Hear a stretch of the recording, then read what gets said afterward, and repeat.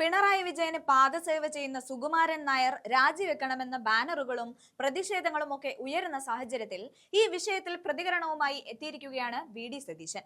NSSനെ അനുനയിപ്പിക്കേണ്ട ആവശ്യമില്ലെന്നും തങ്ങൾ എടുത്തിരിക്കുന്നത് ഉറച്ച മതേതര നിലപാടാണെന്നുമാണ് സതീശൻ വ്യക്തമാക്കുന്നത്.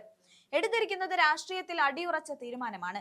ന്യൂനപക്ഷ വർഗീയതയ്ക്കും ഭൂരിപക്ഷ വർഗീയതയ്ക്കും തങ്ങൾ എതിരാണെന്നും അദ്ദേഹം പറയുന്നുണ്ട്. പ്രീണന നയം തങ്ങൾക്കില്ല. സ്വന്തമായി നിലപാടെടുക്കാനുള്ള പൂർണ്ണ സ്വാതന്ത്ര്യം NSSനുണ്ട്. UDF അവരുടെ നിലപാടിനെതിരെ പരാതിയോ ആക്ഷേപമോ ആരോപണമോ ഉന്നയിച്ചിട്ടില്ല. ചില സംഘടനകൾ സംഗമത്തിൽ പങ്കെടുത്തു, ചില സംഘടനകൾ പങ്കെടുത്തില്ല. അതൊക്കെ ഓരോ സംഘടനയുടെയും തീരുമാനമാണ്.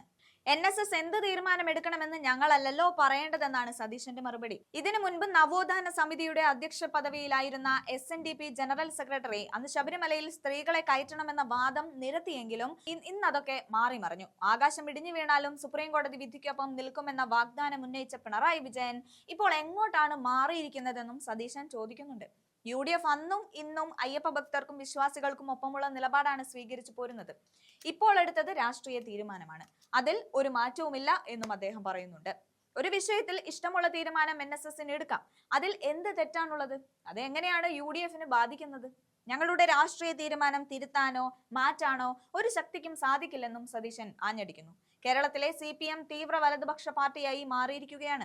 എല്ലാ മതങ്ങളുടെയും ജാതികളുടെയും പിന്നാലെ നടക്കുന്ന പാർട്ടിയായി CPM അധപ്പതിച്ചുവെന്നും സതീശൻ ആരോപിക്കുന്നു. മറ്റു മതങ്ങളെക്കുറിച്ച് വിദ്വേഷം പറയുന്ന ആളുകളെ എഴുന്നള്ളിച്ച് കൊണ്ടുവന്ന് പിണറായി സ്വയം പരിഹാസ്യനായി.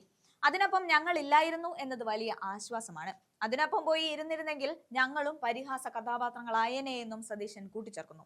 എന്തായാലും സമദൂരത്തിൽ സത്യത്തിനൊപ്പം എന്ന് പറയുന്ന സുകുമാരൻ നായരുടെ ഈ കൂറുമാറ്റം അണികളിൽ വൻ രോഷം തന്നെയാണ് ഉയർത്തുന്നത്. വ്യക്തിപരമായ ലാഭങ്ങളോ സർക്കാരിനോട് സുകുമാരൻ നായരുടെ മമത ഇത്രയേറെ വർദ്ധിപ്പിച്ചിരിക്കുന്നതെന്നും പലർക്കും സംശയമുണ്ട് താനും.